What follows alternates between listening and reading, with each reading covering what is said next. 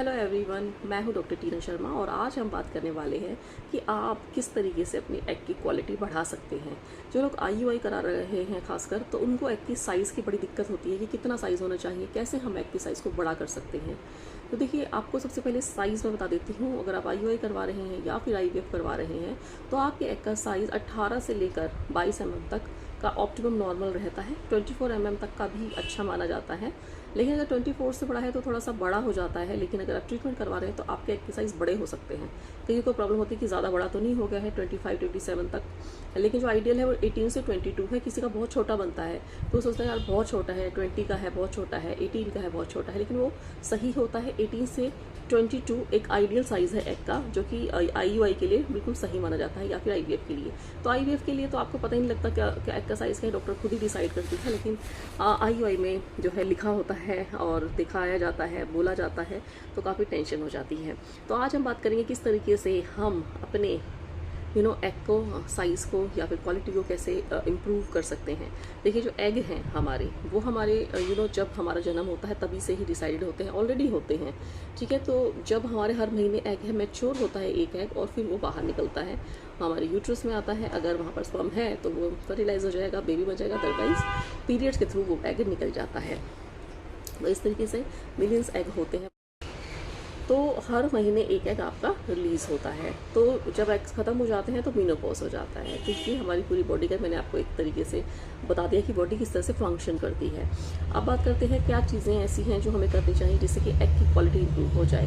तो देखिए, आपको ओवरऑल अपनी, ऐसा नहीं कि सिर्फ कुछ खा लिया और एग की क्वालिटी इंप्रूव हो जाएगी। होता है ऐसा कि एग की क्वालिटी के लिए हमें अच्छी चीज़ें, कुछ चीज़ें हैं स्पेसिफिक जो कि एग की क्वालिटी को इम्प्रूव करती है, लेकिन आपको ओवरऑल अपनी लाइफस्टाइल पर ध्यान देना है। आपको अगर आपकी लाइफस्टाइल बेकार है, सेडेंट्री है, या फिर आप इतने एक्टिव नहीं रहते, आप स्ट्रेस ज़्यादा लेते हैं, तो फिर आपकी एग की क्वालिटी अपने आप जो है अच्छी नहीं बनेगी, चाहे आप कोई भी खाने की चीज़ अच्छी खा लें, ठीक है। तो डाइट के साथ साथ आपको अपनी लाइफस्टाइल का भी ध्यान रखना है। तो इस वीडियो में सारी मैं बातें करने वाली हूँ। तो सबसे पहले डाइट में ऐसा क्या खाना चाहिए। तो देखिए, जो एग की क्वालिटी है उसके लिए आपको फ्रूट्स, आपको एंटीऑक्सीडेंट्स की ज़रूरत है, जिसमें जो कि सबसे ज़्यादा फ्रूट्स और वेजिटेबल्स में होते हैं। तो इतने जितने आप एंटीऑक्सीडेंट्स लेंगे उतने ही आपकी एग की क्वालिटी इंप्रूव होगी। तो आप फ्रूट्स में आप लाल रंग के फ्रूट्स और जिसमें विटामिन सी हो, आप वो फ्रूट्स ज़्यादा खाएंगे तो एग की क्वालिटी इंप्रूव होगी आपकी। जैसे कि आपका संतरा है, अनार है, ठीक है, बेरीज़ हैं, स्ट्रॉबेरी है, रसबेरीज़ है, तो ये आपकी जो है एग की क्वालिटी बहुत अच्छी इंप्रूव कर देंगे। इसके अलावा एवोकाडो की बहुत अच्छी स्टडी में देखा गया है कि जो लोग एवोकाडो हर रोज़ खाते हैं, अगर आपके अवेलेबल है तो आप खा सकते हैं, नहीं तो आप इसको स्किप भी कर सकते हैं। तो एवोकाडो से आपकी एग की क्वालिटी अच्छी बनती है।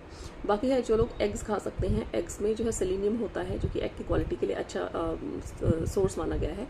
तो एग्स खाना भी जब तक आपके एग जब तक आपकी आईयूआई नहीं हो जाता या फिर एम्ब्रियो ट्रांसफर नहीं हो जाता, तब तक आप एग खा सकते हैं। हर रोज़ एक एग खाते हैं तो आपकी जो है एग की क्वालिटी इससे अच्छी बनती है। इसके अलावा डेयरी प्रोडक्ट्स आपको लेने हैं, यानी कि दूध, दही, पनीर, आपको ये लेंगे तो आपकी एग की क्वालिटी बहुत अच्छी बनेगी। दूध 2 ग्लास से ज़्यादा नहीं पीना है, और अच्छा होगा कि आप फुल क्रीम दूध लें, क्योंकि कई बार ऐसा होता है कि सजेस्ट कर दिया जाता है कि आप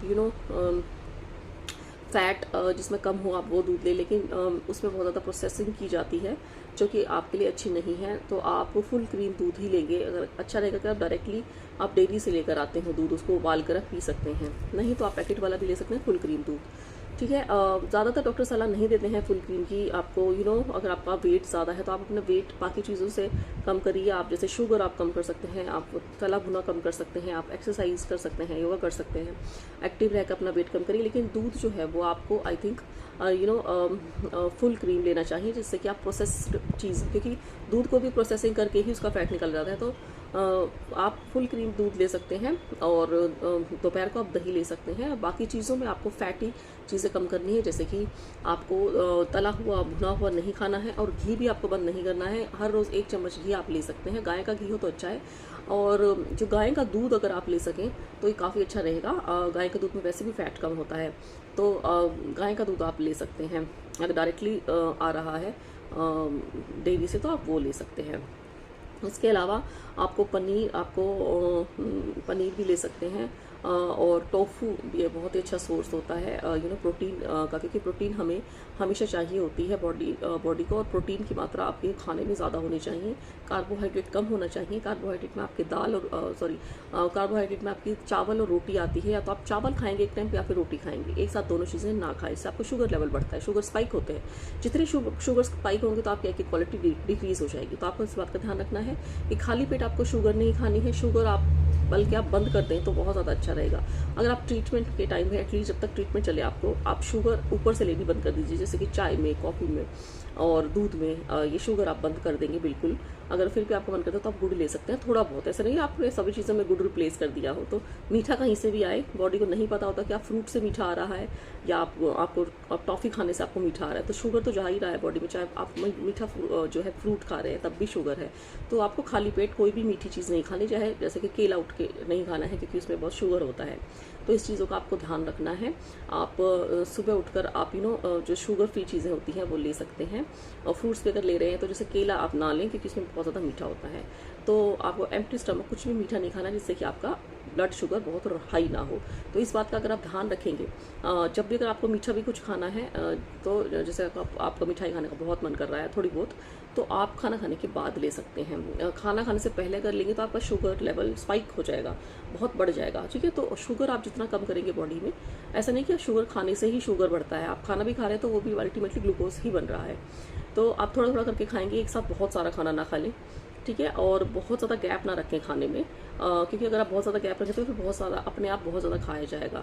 तो इस चीज़ों का आप ध्यान रखेंगे। आप बीच में स्नैक्स लेते हैं, जैसे जो आपके स्प्राउट्स है, बीच में आप लंच के और ब्रेकफास्ट के बीच में आप स्नैक्स का टाइम रख सकते हैं। डिनर और लंच के बीच में आप स्नैक्स का टाइम रख सकते हैं, लेकिन हेल्दी स्नैक्स होने चाहिए। जो तनी हुई भुनी हुई चीज़ें हैं या फिर जो बेक्ड चीज़ें हैं वो आप अवॉइड करेंगे, जैसे कि ब्रेड है, आपका बिस्किट्स हैं, ये सारे आपको चीज़ें बिल्कुल अवॉइड करनी है। आप मखाने खा सकते हैं। तो इन चीज़ों का आप ध्यान रखेंगे तो आपकी जो है बहुत अच्छी की क्वालिटी बनेगी। और खासकर चूँकि मैं भूल गई हूँ, ग्रीन लीफी वेजिटेबल्स सबसे ज़्यादा आपको फ़ायदा वही करेंगे, ग्रीन लीफी वेजिटेबल्स। ठीक है, अगर लीफी वेजिटेबल्स नहीं है अवेलेबल कुछ जैसे हर रोज़, तो फिर आप ग्रीन कलर की सब्जियां जैसे कि घिया है, तोरी है, ये सब भी खा सकते हैं। ये भी ग्रीन वेजिटेबल्स में ही आती है, लेकिन ग्रीन लीफी वेजिटेबल्स अगर आप खाएंगे तो बहुत अच्छा रहेगा। ये आपकी एग की क्वालिटी को बहुत अच्छा कर देंगी। इसके अलावा आपको पानी की क्वांटिटी लगभग 2 से 3 लीटर पानी आपको ध्यान से पिएंगे। और सुबह 10 बजे की आप धूप लेंगे, जिससे कि विटामिन डी आपको मिल जाए। तो आपको सारी चीज़ों का ध्यान रखना है। ठीक है, और अपने बॉडी को एक्टिव रखना है। आप वॉक कर सकते हैं, आप 5000 स्टेप्स या 10,000 स्टेप्स जो है काउंट कर सकते हैं। आजकल फ़ोन में काउंटर आते हैं, तो आपको ये सब अपनी लाइफस्टाइल को बिल्कुल एक्टिव रखना है। और आपको हर खाने के बाद 10 मिनट के बाद, जैसे आपने खाना खाया उसके बाद 10 मिनट आपको वेट करा, और 10 मिनट के बाद आप 10 मिनट के लिए वॉक करेंगे। बहुत जल्दी नहीं, धीरे धीरे वॉक करेंगे, जिससे कि आपकी जो शुगर स्पाइक्स हैं वो ना हो। तो अगर आपने इन चीज़ों का, छोटी छोटी चीज़ों का ध्यान रखा तो आपकी क्वालिटी बहुत अच्छी बनने वाली है। और जो मैंने स्टेप्स करे हैं आपको बताए हैं, 5 से 10 हज़ार स्टेप्स आपको हर रोज़ करने हैं। उसमें ये वाले स्टेप्स भी काउंट होंगे जो आप 10 मिनट के लिए हर खाने के बाद 10 मिनट के लिए घूमेंगे, तो वो भी आप स्टेप्स काउंट कर सकते हैं। फ़ोन में लगा सकते हैं, घड़ी में आप कर सकते हैं। बाकी आप प्राणायाम कर सकते हैं, जो मैं हमेशा बताती हूँ, उससे की क्वालिटी आपकी बहुत बढ़िया बनती है। पीसीओडी में बहुत आराम आता है। आपकी जो है मल्टीपल जो एक्स बन जाते हैं पीसीओडी में, वो नहीं बनते हैं। प्रॉपर आपका जो नॉर्मल रेगुलर साइकिल हो जाती है, और रेगुलर आपके जो एग्स हैं, एक एग को बड़ा होना होता है वो होगा। तो इससे ऑटोमेटिकली आपकी पीसीओडी में आराम आएगा, गांठें कम बनेंगी, और आपका जो शुगर लेवल है वो एक कंट्रोल में आ जाएगा। तो आपको आप 10 मिनट अनुलोम विलोम और 10 मिनट कपालभाति करेंगे हर रोज़। अगर डॉक्टर ने मना नहीं किया है, क्योंकि मे भी कई कंडीशंस में डॉक्टर मना कर देते हैं। और आपको IUI IVF होने के बाद या फिर ओव्यूलेशन होने के बाद कपालभाति नहीं करना है। ठीक है, और बाकी जो मैंने बाकी वीडियोस बनाई हैं, आप उनमें प्रिकॉशंस देख सकते हैं कि आपके IUI IVF और ओव्यूलेशन के बाद आपको कुछ प्रिकॉशंस लेने होते हैं। कुछ जैसे कि बहुत ज़्यादा एक्सेसिव नहीं करना है वर्क, जिससे कि आपकी बॉडी पर प्रेशर पड़ता है, इससे आप ज़्यादा थकते हैं, वो आपको यानी कि ओव्यूलेशन के बाद नहीं करना होता है, यानी कि IUI IVF और ओव्यूलेशन के बाद नहीं करना होता है। तो आप वो वीडियो भी देख सकते हैं, क्योंकि आपको सावधानी लेनी है। ओव्यूलेशन से IUI और एम्ब्रियो ट्रांसफर से पहले की सावधानी अलग है और बाद की सावधानियाँ थोड़ी अलग हैं, तो आप इस चीज़ का ध्यान रखेंगे। तो अभी हम बात करते थे जो है एग की क्वालिटी की। तो आपने सनलाइट लेनी है, वॉकिंग करनी है, प्राणायाम करना है और खाने का ध्यान रखना है। इससे आपका ऑटोमेटिकली स्ट्रेस रिलीज हो जाएगा। अगर आप प्राणायाम करेंगे तो स्ट्रेस ज़रूर रिलीज हो जाएगा। और प्राणायाम के टाइम ध्यान दें अपनी सांसों पर, तो ध्यान रखना ऐसा नहीं कि आप म्यूजिक लगा के सुन रहे हैं।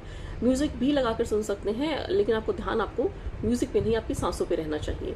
इससे ही आपका जो है बॉडी का, मसल बॉडी का और माइंड का कनेक्शन बनता है, और इससे आपका स्ट्रेस लेवल कम होता है। तो आई होप आपको समझ में आया होगा कि किस तरीके से आपको